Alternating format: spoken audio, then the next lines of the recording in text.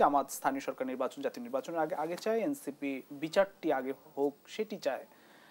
পরিস্থিতি আসলে কোন দিকে মোড় নিচ্ছে?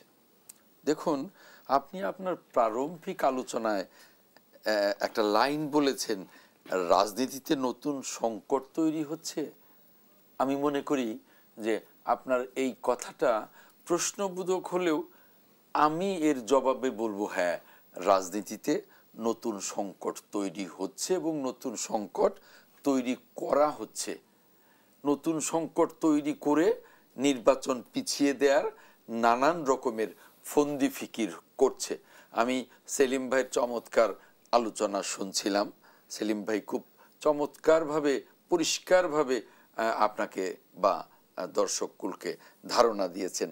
দেখুন, এই যে আপনার স্থানীয় নির্বাচন, এই যে আমরা 15টা বছর যে এত রাজপথে রক্ত দিলাম, এই যে 15টা বছর এত গুম, এত খুন, এই 60 লক্ষ বিএনপি নেতাকর্মীদের মামলা হামলা, এগুলো কি স্থানীয় নির্বাচনের জন্যে? স্থানীয় নির্বাচন কি গণতন্ত্রের স্তম্ভ, না জাতীয় নির্বাচনের জন্যে? আমরা একটা জাতীয় নির্বাচন যদি অবাধ এবং নিরপেক্ষ করতে পারি, তাহলে তার ধারাবাহিকতায় সকল স্থানীয় নির্বাচন, ডাকসু নির্বাচন, রাকসু নির্বাচন, চাকসু নির্বাচন, সকল নির্বাচন গণতান্ত্রিক প্রক্রিয়ায় হবে। আমরা তো আগে প্রতি বছর এই ছাত্র সংসদ নির্বাচনগুলো করতাম এবং আমরা দেখতাম যে স্থানীয় নির্বাচনগুলো তাদের মতো হয়ে যাচ্ছে। এই স্থানীয় নির্বাচনের এই জটিলতাটা কেন তৈরি হলো? কেন স্থানীয় নির্বাচনও অবাধ এবং নিরপেক্ষ না হয়ে কেন সিল মারার হলো? যেদিন থেকে ওই ফ্যাসিবাদী সরকার স্থানীয় নির্বাচনে দলীয় মনোনয়ন ডিক্লেয়ার করলেন, প্রতীক ডিক্লেয়ার করলেন প্রার্থীর, এই তখনই এই শুরু হলো যে কিভাবে আমার দলের প্রার্থীকে উঠিয়ে আনা যায়, এবং তখনই সিল মারা শুরু হলো। আগে তো স্থানীয় নির্বাচন হতো অরাজনৈতিক, এবং সেই অরাজনৈতিক বিশেষ করে নির্দলীয়, ওই নির্দলীয় নির্বাচনে যে কেউ যারা রাজনীতি করতেন তারাও নির্বাচন করতেন, যারা অরাজনৈতিক তারাও নির্বাচন করতেন। স্থানীয় নির্বাচনে কখনো ভোট রিগিং, এটা আমরা কখনো এই ফ্যাসিবাদী সরকারের আগে আমরা দেখিওনি, শুনিওনি। কাজেই ওই নির্বাচনের জন্য আমরা আন্দোলনও করিনি। আমাদের 15 বছরের আন্দোলনই ছিল একটি অবাধ এবং নিরপেক্ষ জাতীয় নির্বাচন, যে নির্বাচনের মধ্য দিয়ে আমরা গণতান্ত্রিক প্রক্রিয়াকে নতুন করে শুরু করতে পারবো। আর এখন সেই ফ্যাসিবাদের কায়দায় নতুন করে বলা হচ্ছে, ফ্যাসিবাদ যেমন বলতেন যে আগে উন্নয়ন পরে গণতন্ত্র, এখন বলেন যে আগে সংস্কার পরে নির্বাচন, আগে স্থানীয় সরকার নির্বাচন পরে জাতীয় সংসদের নির্বাচন, আগে গণহত্যার বিচার পরে নির্বাচন। এই সমস্ত কিছুই গণতন্ত্রকে, গণতন্ত্রের পথ চলাকে আরো দীর্ঘ করবার জন্যে, দেশকে আরো অনিশ্চয়তার দিকে, আপনার যে প্রথম লাইনটা যে রাজনীতিতে নতুন সংকট তৈরি করবার জন্যে এই প্রক্রিয়াগুলো নানা মহল থেকে শুরু করা হচ্ছে। এই যে সরকার, আমরা যতবার বলছি যে নির্বাচনের রোডম্যাপ ঘোষণা করুন, সরকার একবার বলেন নির্বাচন ডিসেম্বরে, অর্থাৎ এবছরের শেষের দিকে হবে, মিন্স ডিসেম্বরে। আবার সরকারের প্রেস সচিব বলেন জুনে।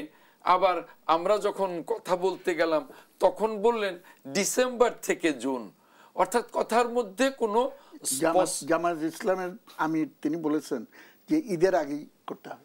জামাত ইসলামের আমির তারপরে উল্টে গেলেন কিভাবে? ঈদের আগে নির্বাচন, ফেব্রুয়ারির আগে, অর্থাৎ ঈদের আগে মানে রোজার আগে নির্বাচন, রোজার আগে মানেই ফেব্রুয়ারি।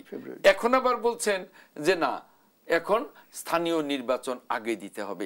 এই যে তালবাহানাগুলো, এই তালবাহানাগুলো গণতন্ত্রকে মানে প্রলম্বিত করবা, নির্বাচনকে প্রলম্বিত করা মানে গণতন্ত্রকে প্রলম্বিত করা। গণতন্ত্রের যাত্রা শুরুতেই তারা বাধা দিচ্ছে যে কোনোভাবেই যেন দেশে এই অস্থিরতাটা না যায়, একটা স্বস্তির পরিবেশ যাতে না ফিরে। স্বস্তির পরিবেশ ফিরতে হলে আপনার অবাধ এবং নিরপেক্ষ নির্বাচন দরকার, নির্বাচিত সরকার দরকার, এবং নির্বাচিত সরকারের মধ্য দিয়েই টেকসই সংস্কার দরকার। আপনার একটা জিনিস পত্রিকায় দেখছেন কিনা যে নতুন করে কিন্তু আবার অর্থনৈতিক সংকটও শুরু হচ্ছে, এবং এই যে অর্থনীতির যে রেটিং সেখানে বাংলাদেশ আবার পিছিয়ে পড়ছে। তারপরে আপনার এই বিনিয়োগ, বিদেশি বিনিয়োগ অনেক কমে যাচ্ছে, দেশি বিনিয়োগ তো নেই। এইভাবে দেশটা নতুন করে অর্থনৈতিক সংকট আবার তৈরি হচ্ছে, অস্থিরতা তৈরি হচ্ছে, আবার দুর্নীতিতে চেয়ে যাচ্ছে। উপদেষ্টাদের পিএস এপিএসদের দুর্নীতির কথা, শত শত কোটি টাকার দুর্নীতির কথা পত্রিকা আসছে। যেমন শেখ হাসিনা বলছিলেন যে আমার ড্রাইভার 450 কোটি টাকার মালিক, সে হেলিকপ্টার ছাড়া চলে না। ওরকম এখন ওই পিএসদের, ওই সমন্বয়কদের এপিএসরাও শত শত কোটি টাকার মালিক হচ্ছে। এই অবস্থা থেকে দেশটাকে রক্ষা করতে হলে আর তাল বাহানা না করে, আর স্থানীয় নির্বাচন, সংস্কার বা গণহত্যা এই সবই হবে। নির্বাচিত সরকার আসলে তখন এই টেকসই সংস্কারও হবে, এই গণহত্যার বিচারও হবে, সমস্ত কিছুই হবে। প্রলম্বিত যারা করতে চায়, আমি বলবো দেশটাকে নিয়ে তারা নতুন করে আবার ষড়যন্ত্রে মেতেছে।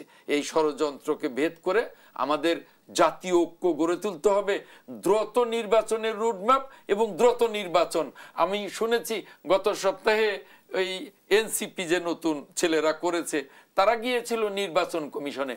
নির্বাচন কমিশনে হুমকি দিয়ে আসছে যে আপনারা যদি এই ডিসেম্বরে নির্বাচনের চেষ্টা করেন তাহলে তার আগেই আপনাদের এখান থেকে চলে যেতে হবে। এই যে হুমকি ধামকি, এ তো ফ্যাসিবাদের নতুন প্রতিধ্বনি আমরা শুনতে পাই। আর ফ্যাসিবাদ যেন ফেরত না আসে, বিএনপি অতন্ত্র প্রহরীর মতো প্রতিরোধে দাঁড়িয়ে যাবে প্রয়োজনে।